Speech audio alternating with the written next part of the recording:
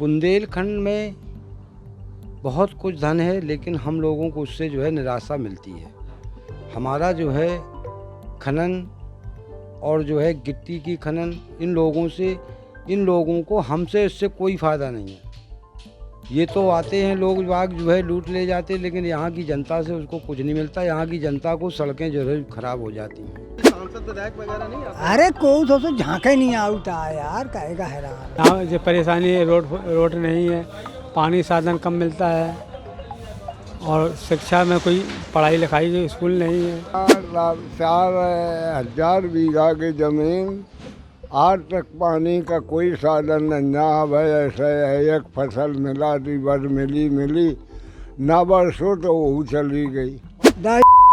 मारू जा रहे किसान, मार्केट का स्तर बहुत ही गिरता जा रहा है। बुंदेलखंड 24/7 का खास रिपोर्टिंग शो बूंद बूंद बुंदेलखंड में इस बार हम पहुंचे उत्तर प्रदेश के कालपी में, जहां हमने गांव के लोगों से बातचीत की। इस शो का उद्देश्य बुंदेलखंड क्षेत्र की समस्याओं को जमीनी स्तर पर जानना और समझना है। हमने ग्रामीणों से बात की और उनकी परेशानियों को सुनने का मौका मिला। देखें बुंदेलखंड की ये खास ग्राउंड रिपोर्ट। नमस्कार, आप देख रहे हैं बुंदेलखंड 24/7। मैं हूं शिवांग शुक्ला। आज हम बुंदेलखंड के लोगों के पास पहुंचेंगे। हम इस समय मौजूद हैं बुंदेलखंड के कालपी शहर में। यहां पर हम लोगों की समस्याएं जानेंगे कि बुंदेलखंड में किस प्रकार की समस्याएं होती हैं। किसानों के पास भी जाएंगे, कुछ व्यापारियों के पास भी जाएंगे और आपको अवगत कराएंगे कि आज बुंदेलखंड सब कुछ होने के बाद, मोरंग से लेकर के गिट्टी है, सारी चीज़ें हैं यहाँ उपलब्ध हैं, पूरा खनिज उपलब्ध, लेकिन इसके बावजूद कैसी कैसी समस्याओं से जूझ रहा है, लोग कितने परेशान हैं, किसान किस तरीके से समस्याओं का सामना कर रहे हैं। तो आइए मेरे साथ। क्या नाम है आपका? बुधाई। क्या समस्याएं हैं जो आप अभी बात कर रहे थे, उस बारे में बताइए जरा। क्या हमारे यहाँ 4,000 बीघा की ज़मीन, आज तक पानी का कोई साधन नहीं। ना भाई ऐसा है, एक फसल मिला थी, बस मिली ना, बरसों तो वो चली गई। कौन सा गांव है आपका? रायड़। अच्छा, शासन प्रशासन की तरफ से कभी कोई अधिकारी कर्मचारी आपके गांव में समाधान करने नहीं आए? अब तो नहीं आए, अब आए हैं लेखपाल, नाप नूप गए थे। गोला बनन का है गुलौली और रायड़ के बीच में, तो बड़ी समस्या खराब है। कितने साल की समस्या है? अरे हमारी 88 साल की उम्र रह गई, हम देखा ना, सब दिना से वो पानी को साधन नहीं हुआ आज तक। कभी कोई जो है विधायक सांसद वगैरह ने जो है हाँ, इसको ध्यान नहीं दिया? ध्यान का गए हैं, उन्होंने कही कि हाँ हो जाए, बस कोई समाधान नहीं। ना। भानु प्रताप जो जहाँ गए 10 साल रहे, उन्होंने हाँ कर रहे, बस जनता वहाँ की बहुत दुखी है। तो शासन प्रशासन से क्या उम्मीद करते हैं आप? हम ये कहा ना कि इस तरह हो जाए कि पानी के साधन बेल चूप हो जाए किसानन के, तो दूनी फसलें होने लगे। चीनी कैसे जो है जमीन अपनी सिंचित करते हैं? वो सिंचाई नहीं ना साहब, कछार वाली सिंच जाती, वो से जीवन पार करा में। और वह जमीन आज तक नहीं सिंची है, कईयों राज हो गए। क्या नाम है आपका? ओम प्रकाश, कौन गाँव के? लाहौर गाँव।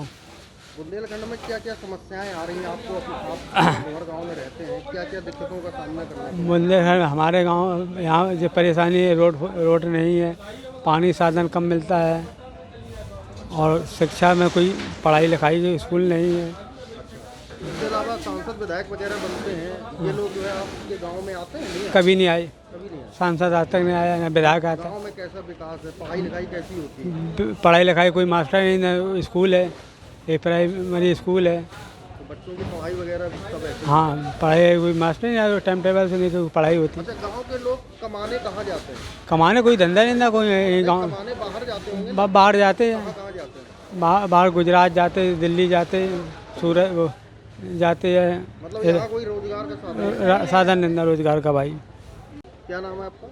मलखान, कौन से गाँव के निवासी? मटरा। ये बताइए बुंदेलखंड में क्या क्या समस्याएं चल रही हैं आपके गांव में? क्या क्या दिक्कतें हैं? विकास वगैरह कैसा क्या है? भैया विकास तो कुछ हो ही नहीं रहा, पानी और बरस गया, पिसियाँ गिना रही हैं। मारू जा रहे किसान, मरुजाद किसान। अच्छा हाँ। कभी सांसद विधायक वगैरह नहीं आते? अरे कोई तो झांके नहीं आउटा यार, कहेगा हैरान सब मरे जाते हैं हम अच्छा, लोग। इसके अलावा गांव के लोग कमाने बाहर जाते हैं या गांव में ही जो है रोजगार के साथ है? अरे गांव बाहर सब भाग रहे, रोजगार कुछ है ही नहीं है, बेचारे फिर रहे हैं भागे भागे। लड़का बच्चा छाड़े, महंगाई खा रही है, बड़ी बुरी दशा है, क्या करें बताओ। क्या नाम है आपका? महाराज से किस गांव के निवासी? मंगरौल। क्या समस्याएं हैं गांव में? गांव में समस्या ये है कि पानी की टंकी जो बनी है एक तो बस चालू नहीं है।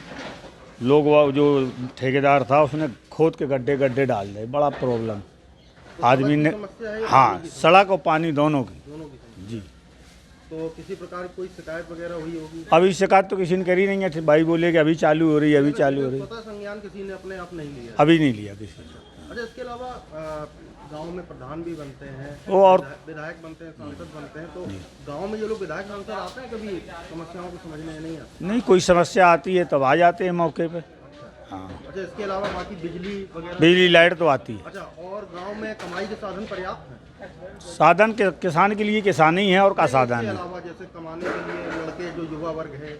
कोई युवा वर्ग के लिए कहा है बाहर जाओ, दिल्ली जाओ, बम्बई जाओ, कमाओ धमाओ। अच्छा, गांव में तो रहोगे तो पढ़ाई का स्तर क्या है? पढ़ाई का स्तर सही है, टाइम टेबल से स्कूल खुलते हैं। क्या नाम है? राम बाबू, कहाँ के निवासी? कालपी से। कालपी में किस प्रकार की समस्याएं चल रही हैं? अरे ये मंडी समस्या है, पानी की, पानी मिलता था पीने को, रोज पानी की समस्या है, रोज माल ले आते, गंदगी आना ज़्यादा रहती है। क्या करते हैं आप? हैं, क्या करते हैं? किसान है। अच्छा, ये कितने टाइम से समस्या चल रही है? कैसी कितने टाइम से ये समस्या चल रही है? ये चल रही समस्या, बहुत दिन चल रही है। क्या नाम है आपका? सुनील पटवा। ये बताइए, आप व्यापारी हैं, व्यापार से संबंधित बुंदेलखंड लेवल पर हम बात करना चाहते हैं कि व्यापारियों को किन किन समस्याओं का सामना करना पड़ता है? अब देखिए, व्यापारियों को तो एक तरह से सभी समस्याओं का सामना ही व्यापारी करता है, लेकिन अब ये पिछले 4-5 वर्षों में हम देख रहे हैं कि मार्केट का स्तर बहुत ही गिरता जा रहा है। अब कारण क्या है कि कारण लोगों के पास इनकम के स्रोत कम है, जनसंख्या का बढ़ना, लोगों के पास रोजगार नहीं है, ये सब कारण है। अच्छा, इसके अलावा हम लोग देखते हैं कि बुंदेलखंड में व्यापार बहुत निम्न स्तर पर है, जबकि अन्य शहरों की अगर बात की जाए तो व्यापार ठीक ठाक है। जैसे पड़ोस में ही अपने पुखराया है या अन्य शहर है, कानपुर है, तो इसका क्या कारण है कि बुंदेलखंड में ही निम्न स्तर? नहीं, ऐसा है कि बुंदेलखंड में नहीं है, ये केवल स्तर जो है अपना कालपी में ही गिरा हुआ है। मार्केट का जो स्तर अपने ज़िले में सबसे खराब स्तर कालपी नगर का है। क्या कारण है? अब इसके कारण तो ऐसा है कि यहाँ पे एक तो किसानों के पास जो हर साल फसल, मतलब उस उपज उतनी नहीं होती है जो होना चाहिए, और ये जो अपने कानपुर देहात में उपज बहुत अच्छी है, पैदावार झांसी ज़िले में अच्छी है, लेकिन ये कालपी आसपास क्षेत्र में उपज उतनी अच्छी नहीं हो पाती है, जिसकी वजह से किसान जब धनाढ्य होगा तो व्यापारी भी जो है कामयाब होगा। इसके अलावा सड़क, पानी, बिजली, मूलभूत सुविधाएं, सड़क, पानी, बिजली पे तो लगभग ठीक ही है। सड़क, पानी, बिजली तो जो जिस स्तर से मिलना चाहिए उस स्तर से मिल रही है, और नगर में वैसे भी सभी काम हो रहे हैं। क्या नाम है आपका? राजू पाठक, सामान सेवी, कालपी। ये बताइए, बुंदेलखंड में किस प्रकार की समस्याएं चल रही हैं, कौन कौन से ऐसे मुद्दे हैं जिनमें आपको लगता है कि काम होने की ज़रूरत है? बहुत बहुत धन्यवाद इस चैनल को कि जो बुंदेलखंड की समस्या को लेकर आपने एक अभियान चलाया है। बुंदेलखंड में बहुत कुछ धन है, लेकिन हम लोगों को उससे जो है निराशा मिलती है। हमारा जो है खनन और जो है गिट्टी की खनन, इन लोगों को हमसे इससे कोई फ़ायदा नहीं है। ये तो आते हैं लोग बाग जो है लूट ले जाते हैं, लेकिन यहाँ की जनता से उसको कुछ नहीं मिलता। यहाँ की जनता को सड़कें जो है ख़राब हो जाती हैं। दूसरी बात, यहाँ पेयजल की समस्या बहुत ख़राब रहती है, क्योंकि हमारे यहाँ 50% ज़मीन असिंचित है। यहाँ नलकूप नहीं है, नदियाँ सूख जाती हैं, नहरों का आखिरी टेल होता है, पानी नहीं आता है। किसान जो है अपनी फसल को बोता है, एक बार पानी मिलता है, दोबारा उसको नहीं मिलता है। बुंदेलखंड की समस्याएं बहुत हैं और हम लोग बहुत पिछड़े हुए हैं। अगर हो सकता है कि हमारा जो यहाँ से आय है इसी को यहाँ खर्च कर दिया जाए तो बुंदेलखंड बहुत बड़ा प्रदेश बुंदेलखंड बन जाएगा। इसके अलावा हम चाहें कि शिक्षा की ओर आप शिक्षा की ओर यही दशा है। शिक्षा की ओर हमारे गरीब बच्चों को प्राइवेट में इतनी महंगी फीसें हैं कि वो प्राइवेट में नहीं पढ़ा सकते हैं और सरकारी स्कूलों की हालत तो सबसे छिपी नहीं है, बहुत बुरी हालत है। क्या कारण ऐसे हैं कि बुंदेलखंड में डेवलपमेंट नहीं हो पा रहा है? बुंदेलखंड में कारण यह है कि एक तो पूर्व की सरकारों में हमारे प्रतिनिधि खरे नहीं उतरे। वर्तमान में हमारे प्रतिनिधि ने कुछ काम किया है लेकिन धीरे धीरे बदलाव आ रहा है, लेकिन बदलाव थोड़ा आता है, उससे कोई जनता को फ़ायदा नहीं होने वाला है। बुंदेलखंड पृथक राज्य होता है। बुंदेलखंड पृथक राज्य होता है। हमारे उत्तराखंड को देख लीजिए आप, आज कहाँ पहुँच गया है। अगर बुंदेलखंड पृथक राज्य बनता है तो उत्तराखंड से ज़्यादा हमारे पास आय के स्रोत हैं। बूंद बूंद बुंदेलखंड में हमने बात की भारतीय जनता पार्टी के वरिष्ठ नेता और पूर्व विधायक डॉक्टर अरुण मल्होत्रा से। बातचीत के दौरान उन्होंने बुंदेलखंड क्षेत्र की जमीनी हकीकत और विकास की राह में आने वाली बाधाओं पर खुलकर विचार साझा किए। डॉक्टर साहब, आप चूँकि यहाँ इस विधानसभा क्षेत्र में पूर्व विधायक हैं, विधायक रह चुके हैं आप, तो आप बखूबी परिचित होंगे यहाँ की समस्याओं से और उनके क्या निराकरण है, इसको लेकर हम आपसे बात करेंगे। आपसे पूछना चाहते हैं, आपको नहीं लगता कि जिम्मेदारों की लापरवाही जल समस्या का जो है बहुत बड़ा कारण है बुंदेलखंड क्षेत्र में? बुंदेलखंड की सभी समस्याएं आपस में एक दूसरे से जुड़ी हुई हैं। जल समस्या कहीं ना कहीं जलवायु परिवर्तन से जुड़ी है। बुंदेलखंड में जहाँ अगर पिछड़े पहले के आंकड़ों को देखें 50 और 100 साल पहले के, तो जितनी बारिश होती थी उससे बारिश में बहुत ज़्यादा कमी आई है। उसका कारण है कि यहाँ पे वन क्षेत्र में बहुत कमी आई है। बुंदेलखंड का वन क्षेत्र बहुत था, वो बहुत तेज़ी से घटा है। उसमें जिम्मेदारों की ही कमी है। कहीं ना कहीं अधिकारी, जनप्रतिनिधि, सरकारें सभी जिम्मेदार हैं उसके लिए। इसके अलावा इसमें निदान इसके क्या हो सकते हैं? इसके लिए वन फिर से हमें पुनर्जीवित करने होंगे, वन क्षेत्र बढ़ाना होगा, क्योंकि हम बुंदेलखंड में एक्सट्रीम वेदर कंडीशन में रहते हैं। मतलब कहीं टेम्परेचर 48 डिग्री तक और जाड़े में हम लोग 0 डिग्री तक जाते हैं। तो जब तक वन आच्छादित क्षेत्र नहीं बढ़ेगा और वर्षा जल संचयी योजनाओं को लागू करना पड़ेगा, क्योंकि यहाँ पर भूगर्भीय जल का स्तर भी दिनों दिन बराबर नीचे ही जा रहा है। इसके अलावा ग्रामीण इलाकों में स्कूल व शिक्षा की गुणवत्ता की काफ़ी कमी है। इसके निवारण के क्या उपाय आपके साथ? शिक्षा की मूल रूप से कमी है संपूर्ण बुंदेलखंड में। सरकारों ने ये प्रयास ज़रूर किया है कि प्राथमिक शिक्षा हो, लेकिन जो छोटे छोटे स्कूल प्राइवेट हैं वो कहने को तो शिक्षा दे रहे हैं, लेकिन गुणवत्ता परक शिक्षा का पूर्णतः अभाव है। यदि हम किसी भी अन्य क्षेत्र के मुकाबले देखें तो यहाँ से अगर विद्यार्थी है इस बुंदेलखंड का, तो उसको किसी ना किसी नज़दीकी बड़े शहर में जाना पड़ता है अच्छी शिक्षा के लिए। और जब तक शिक्षा का स्तर नहीं अच्छा होगा तब तक नौकरी का संकट बना रहेगा। यहाँ के युवा को कहीं पर भी जहाँ कंपटीशन होगा वहाँ पर उसको नौकरी नहीं मिल पाएगी। इसके अलावा जो भी प्राइमरी स्कूल वगैरह हैं ग्रामीण क्षेत्र में, उनमें पर्याप्त शिक्षक नहीं हैं। जहाँ शिक्षक भी हैं तो वो उपस्थित नहीं रहते। इसका क्या निराकरण हो सकता है? शिक्षकों की कमी है, लेकिन जो शिक्षक हैं वो वहाँ पर पहुँचते नहीं हैं, या फिर पहुंचकर अपनी हाजिरी लगाकर वहाँ से फिर गायब हो जाते हैं। तो बहुत इस पर कैसे कंट्रोल, सरकार ने कई तरीके से इस पर प्रयास किए हैं, लेकिन उसके बावजूद भी ये संकट हमारे बुंदेलखंड में बना हुआ है और ज़्यादातर शिक्षक उन दूर दराज के गांवों में जाना ही नहीं चाहते। भयावह गरीबी और रोजगार के लिए क्या उपाय किए जा सकते हैं, जो कि बुंदेलखंड क्षेत्र में बहुत बड़ा होता है? देखिए, बुंदेलखंड की मुख्य समस्या है यहाँ का पलायन। बुंदेलखंड की आबादी नहीं घटी है, लेकिन बुंदेलखंड में विधानसभा की संख्या घटी है। उस समय भी मैंने सरकार के सामने ये पक्ष रखा था कि हमारे यहाँ जनसंख्या पे नहीं नियंत्रण हुआ है, बर्थ रेट उतना ही है, लेकिन यहाँ से उतनी ही तेज़ी से रोजी रोजगार के चक्कर में युवा और सभी पलायन कर रहे हैं। गाँवों की हालत तो यहाँ तक ख़राब है कि गांव के अंदर कुछ बूढ़े पुराने बैठे मिल जाते हैं अपनी बंजर ज़मीन की रखवाली करते हुए, लेकिन सभी युवा चाहे वो मजदूरी कर रहे हो या छोटा मोटा रोजगार या नौकरी, उसके चक्कर में प्रदेशवर्ती शहरों और अन्य सूबों के अंदर पलायन कर रहे हैं। जब तक कहीं ना कहीं हम यहाँ पे रोजगार का सृजन नहीं करेंगे, रोजगार के अवसर नहीं देंगे, तब तक यहाँ पे युवा नहीं रुकेगा, आर्थिक स्थिति नहीं सुधरेगी और बुंदेलखंड के हालात भी नहीं सुधरेंगे।